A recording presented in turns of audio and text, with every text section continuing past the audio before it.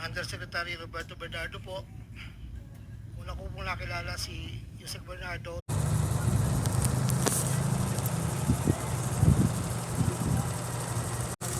18 abogado. Ayan na.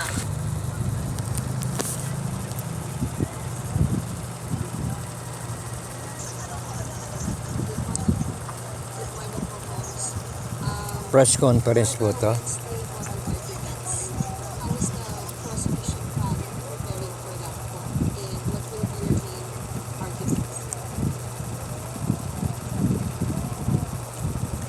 Press conference covered by DZMM Teleradyo. Well, yung oral argument, syempre, ultimately, yan ang final disclosure and statement. Si Representative Terry Ridon po. Pero wala naman po bago. Sasalita. Sa alam naman na po natin, the position ever since of House on the BIR box and yung po KMLC bank accounts. Una, meron pong karapatan July 10, BIR 2026. box opening and sealing, ibig sabihin, including yung pong subpoena of all the BIR documents as a Senate impeachment court. It's something that can in fact be requested even without executive approval. To be clear, yung pong requirements of Bureau of Internal Revenue Code ay speaks about yung pong mga proceedings within yung pong legislative power po either ng Congress at ng Senate. At hindi po ito within yung pong constituent power of an impeachment. So, ang posisyon po namin, pwede yung ipasabina ng Senate Impeachment Court ito pong mga dokumento po ito in pursuance of its mandate of accountability. Pwede yung pakuha, pwede ipuksan, pwede isala doon po sa Senate Impeachment Court kahit wala pong pagpayag ng Pangulo ng Pilipinas. So, yung bagay naman po na yan, alam naman na po natin at tatalakay na po yan in previous proceedings. Pero antayin po natin yung pong final na paglalatag ng posisyon ng konstitusyon during oral arguments proper. Doon sa MLC documents, ganoon din naman po yung posisyon natin. Meron pong absolutong kapangyarihan ang Senate Impeachment Court para isabina ito po MLC records, bank records, yung po ang mag-asawa Duterte Carpio. Yung sa bank records, very clear po ito. Ang exemption po sa bank secrecy law ay ang pagkakaroon po ng impeachment proceedings, impeachment trial.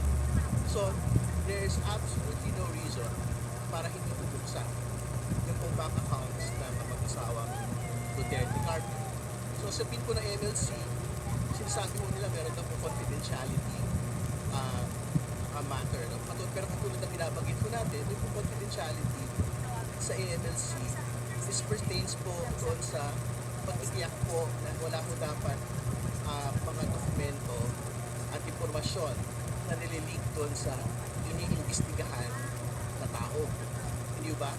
I think there was never an objective for the MLC amendment to ensure that those who are undertaking illegal transactions, suspicious transactions, foreign transactions, to be able to be protected under this confidentiality provision. Kasi pagka ho gano'n, na pinakamakapangyarihan sa ating gobyerno, sa ating gobyerno, sa kanilang mga nagawa.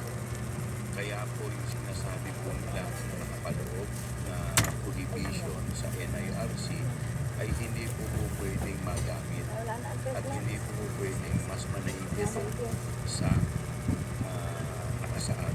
Yung kagano'n lang naman yung alam pre, oh. At the end of the Pwede mo itaas. ang ating po sa ligang batas ang Supreme Court at ang accountability ng bank sa gobyerno ang mas mananahig kaysa po ang pagtatakip ng attention. Just about your basis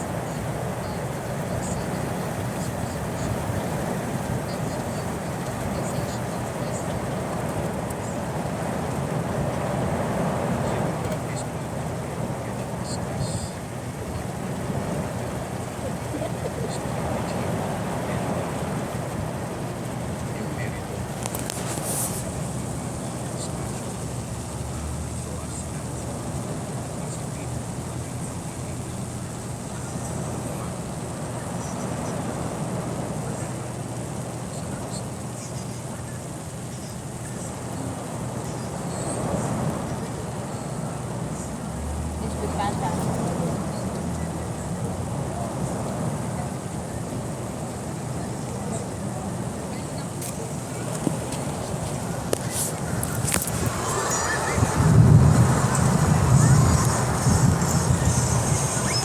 Lakas ng ulan. Press briefing ng House Impeachment Team.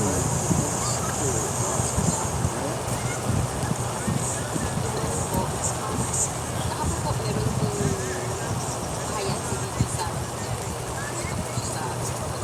Sur at meron po siyang mensahe. Sinabi po na pinaabot ko sa ating mga opisyal na pamahalaan na itigil na muna natin yung pamumulitika at pananawagan nila ng transparency. Hindi ito pamumultika, ito yung trabaho. Binigay ng Constitution sa mga House of Representatives mag-initiate impeachment. Statement personally.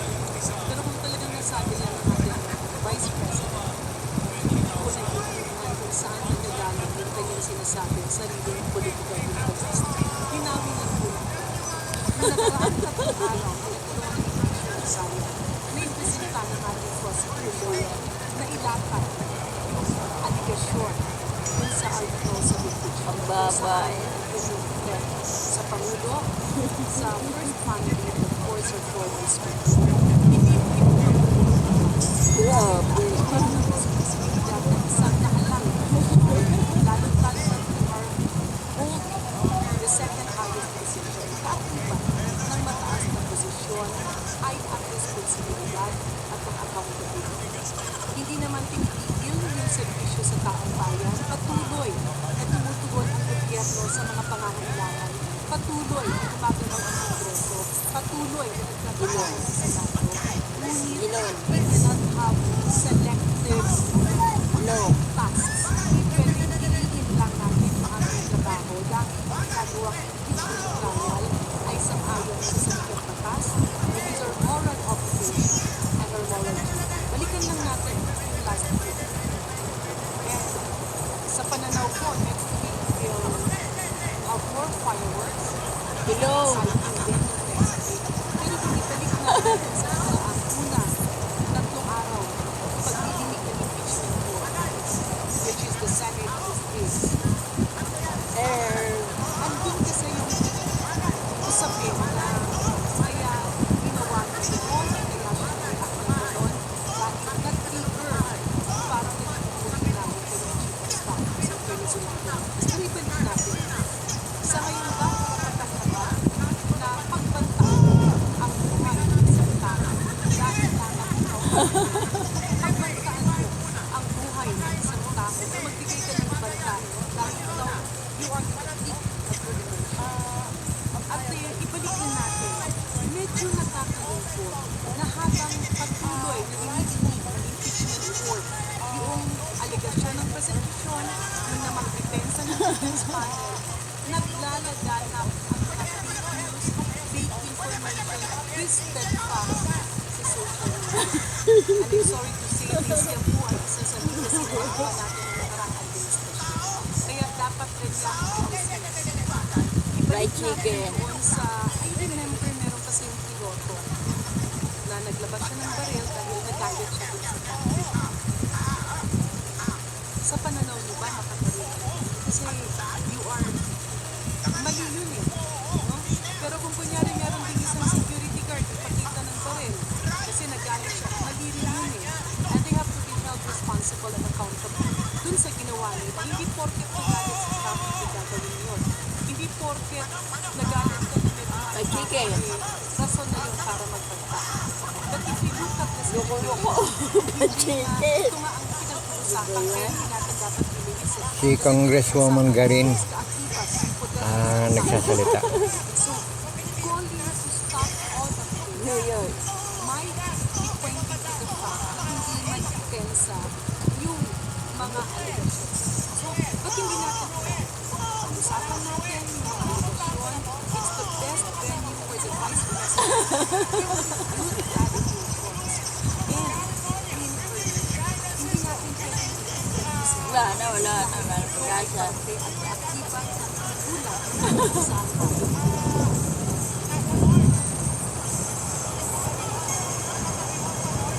Parang na rin po pinagsabi ng Diwa. Meron din po siya sinabi, sabi ng official ng pamahalaan, katukan natin ang kaayusan, kapayapaan at kaunang na ang bayan. Matagal na nagkakantay ng ating mga kababayan na maging mas maayos. Yun na nga eh. Ibig sabihin, fragile. Kababayan, sagutin niya Si Congressman Joel Chua ng Manila, 3rd District. tayo ang ating kababayan. Siya po ay sumarap at sagutin niya lahat ng mga negasyon sa kanya sa impeachment. At matagal na rin po nag-aantay ang ating mga kababayan sa sagot niya kung saan po nakuha yung transaksyon na nagkakalaga ng 6.7 billion na nilabas po ng anglang. Yan po muna ang sagutin niya bago po siya magsabi ng kanyang politika niya. Did you know that it was trading insect repellent for only 100 pesos kung magbabalasa? Check out this trading.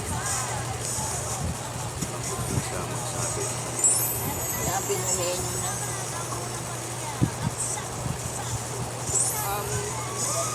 Yung ko sa dagdagan yung binigit niya Congressman Joel. Pero Congressman hindi muna Terry Ridon. na wala din ginagawa. So hindi naman po ito totoo. No? So marami po nga iba't ibang mga interventions na ginagawa po yung pamahalaan para tutukan po Sabi yung pa iba't ibang mga pang-ekonomikong mga usapin na kinakaharap po ng ating bayan. So may mga tuluhin para doon sa Sabi pa pagpapataas ng sakop ng iba't ibang mga region. May mga tuluhin din po para tiyakin po na yung pag-abot ng upper middle income status ay actually maranasan ng mga ordinaryo po natin mga Credit sa DCMM Teleradyo. consume Kayo po ay nakikinig, yung mga ginagawa nanonood sa aking YouTube channel, actual na pagtugon Danilo Dizon TV. at At Danilo Dizon 2.0. Ngayon you mentioned earlier na may more fireworks po next week. Ano po po yung mga abangan? Ay, kay Lopez, lulutang And I think witness nga po tayo. witness ng prosecution si dating admin officer ni BP Sara Pupunta pa lang po tayo. sa DepEd. Yung mga ilalaban, hintayin na lang natin yung next week. Kasi hindi natin pwede na pag-usapan. Ang alam ko si Attorney Sulaika Lopez. Sir, alam ko sa si Cock Joel. Ang totoo, ang excited pa na alert ko. diba? Hindi ba exciting yung video ito? Kasi very visceral po yung video na nakita po natin. Doon po sa paglalatag po ng unang witness pala. Diba? So, I'm quite certain as we go into Pinakita yung mukha ni Sara doon, galit na galit. bribery and unexplained wealth. Babanta. Which are basically the beating part of Exciting part nga. trial. Kasi ang pangit pala ni Sara pag nagagalit. No? Makikita ng mga pasabog dito po sa paglilitis ko.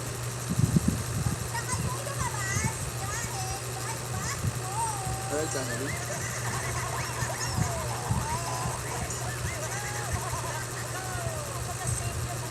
Good morning po. Ang sa Galana po at Ganda Radio. Kung kahapon kasi may nagpunta sa iyo na konsehal. So sa may mga pangamba ang ilan na tila nagiging normal na ang ganitong uri ng Pagbabanta. mula sa ilang opisyal ng gobyerno. Sa tingin po ba ninyo may kultura o panggagaya o pag-uuwi? Pwede naman kasuhan yun. Hindi, bigyan mo ng leksyon. Ang pinaprosecute po natin, Hindi freedom of speech yan.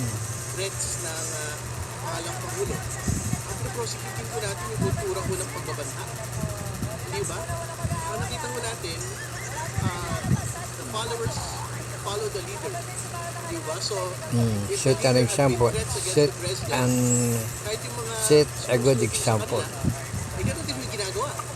Doon sa umuusap Ayun nga sa eh.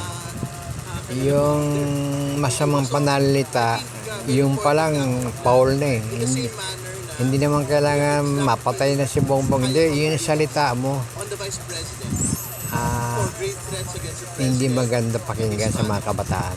Dapat gano'n din po taas Ay, wala ka respeto sa boss mo, sa Pangulo. sa lahat po ng gumagawa Doon dapat tanggal na siya doon eh.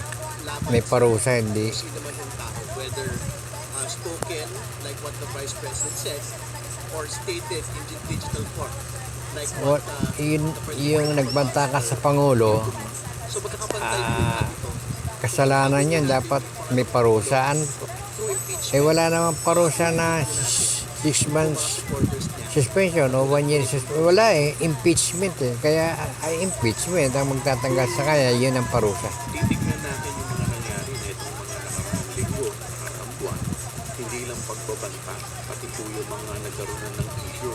Kumalala nito sa Tacloban, yung pamamaril ng mga minor de edad, Gumawa kayo ng batas, yung pagbabanta sa Pangulo, pagbaba. suspension lang ng 6 months o 1 year. Pero nakikita natin wala naman dun sa Wala, hindi siguro talaga ginawa yung ganong batas. ang naging Ang ginawa nila, impeachment, tanggalin. tingala natin, Kasi nga, nakikita natin, napapanood masama yun eh, magbanta ka sa Pangulo.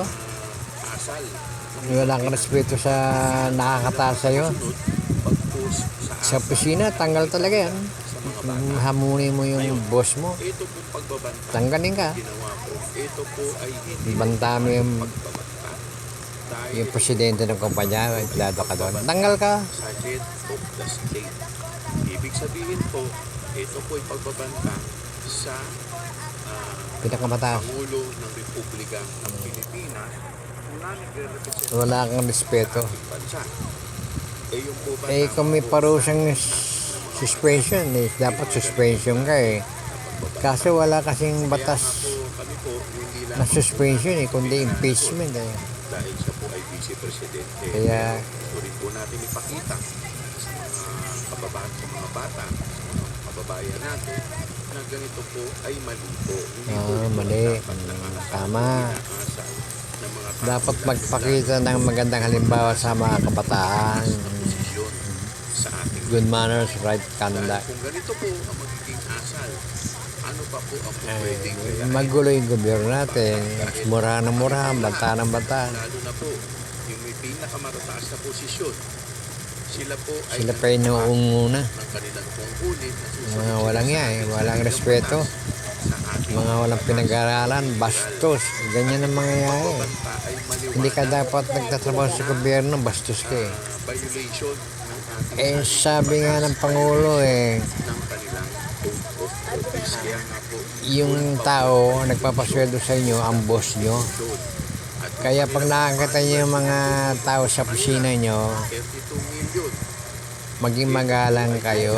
public trust Good morning sir, good morning ma'am. dapat inaasal Maupo po kayo dyan. O, ganon. ulit. At ako po naniniwala yung mga Eh, pumunta po sa amin, yung mga nag-alal po sa amin, Empleyado ka, ito yung official ka, mumuray mo yung amo mo. sana Anong mapapala ng mga nakikinig niyan sa'yo? Ano yung tinuturo mo? Buisit ka? Ha? Inday? Inday? Walang iya ka no? Buisit ka no? na kanila pong inaasahan sa kanilang mga leader. Tama. Balikan ko lang yung nasabi mo, Kayo po ay nakikinig, nanonood sa aking YouTube channel, ang Danilo Dizon TV at Danilo Dizon 2.0.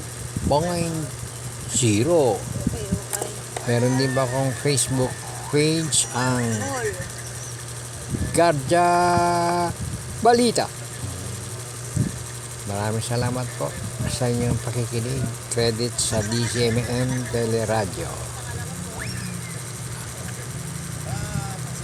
Muli po, until my next vlog. Pakipindot lang po yung kamay at larawan sa baba. Thank you po very much. Good day and God bless. 125. Pampanga, sa 2023, 1,125,000,000. 2024, 75 million lang po. Wala pong alam yung mga tao doon na DE, ako lang po ang kausap nila. Hindi po alam nila yun ay kay Kong Salty dahil ako lang po, hindi ko po pwedeng sabihin kung saan nanggagaling. Ito po, ang mga iba naman pong nagbababa ay nakilala ko ang kumpanyang Pearlstar. Ngunit kahit pamilyar ako sa Pearlstar, hindi ko kilala ang may-ari nito. Naging tauhan ang Pearlstar, ang kilala ko na MK. Na-meet ko po siya sa district. Meron po siyang project na isang tulay na inabutan ko before. Sa pagkakalam ko, si MK ay anak ng may-ari ng Pearlstar. Nagkaroon ng pagkakataon ng 2020 na lumapit sa akin si MK na Pearlstar na nakiusap na humingi ng listahan para sa flood control. Ayon kay plano raw nilang lakarin ng pondo para sa mga flood control projects. Ako'y nagbigay sa kanyang listahan at nalumabas naman po ito sa GA at UA. Inaklaro ko na wala akong alam o personal knowledge kung paano nakuha ng Pearlstar ang pondo at kung sino ang kausap nila para masiguro ang pagkuha ng pondo. Hindi po ako knowledgeable doon, basta nagbibigay lang po ako ng listahan. Ang proyektong igilawad na Pearlstar ay pinunduan mula sa National Expenditure Program at papondong itinakda ng bicameral conference ayon po sa record. Ito pa po, meron pong 2022, si Commissioner Mario Lipana po ay nanghingi rin po sa akin ng listahan